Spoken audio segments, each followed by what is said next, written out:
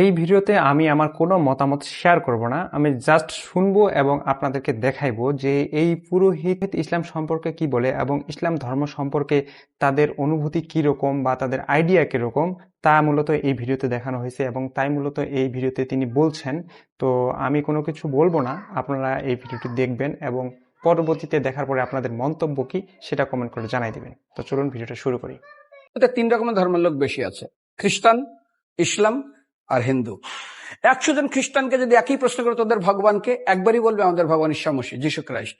মুসলমানকে জিজ্ঞাসা করবে 3 থেকে 5 মানে মৃত্যুর আগে পর্যন্ত যাকে, এই তোদের ভগবানকে, একই উত্তর দেবে, ভাই আমাদের ভগবান হলো আল্লাহ। হিন্দুদেরকে যদি একই প্রশ্ন করা হয়, ভাই তোদের ভগবানকে, কনফিউজ। 100% হিন্দু 100% কনফিউজ, জানে না ভগবানকে। দ্বিতীয়ত, যদি তুই মুসলমানকে জিজ্ঞাসা হয় তোরা মসজিদে কেন যাচ্ছিস, ওদের শিখানো হয় মসজিদে যেতে হবে নামাজ আদায় করার জন্য। সপ্তাহে ওরা 100% একদিন মসজিদে যাবেই। তুমি যদি খ্রিস্টানদের জিজ্ঞাসা করো তোমরা কেন কোথায় যাবে, কোথায় যাও না, আমাদেরকে একদিন তারা চার্চে যাবে। কেন? ঈশ্বরে প্রার্থনা করার জন্য, ওদের শিখানো হয় জন্মের থেকে, এটা সংস্কার।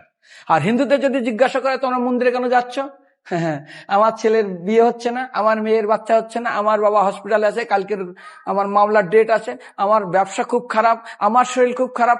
99.99 হিন্দু জানে না মন্দিরে কেন আসা উচিত, তাদের ভগবানকে মৃত্যুর পরে কোথায় যাবে। মুসলমানকে জিজ্ঞাসা করবে মৃত্যুর পর কোথায় যাবে, বলবে ভাই নামাজ রোজা যদি না করি দোজকে যাব, অর্থাৎ নরকে যাব। যদি হিন্দুদেরকে জিজ্ঞাসা, ওদেরকে বলবে আর যদি করো নামাজ রোজা করি তাহলে বেহেশতে স্বর্গে যাব। যদি খ্রিস্টানদেরকে জিজ্ঞাসা করো, এই তোমরা যদি আমরা ঈশ্বর আরাধনা করি হেল অর্থাৎ নরকে যাব।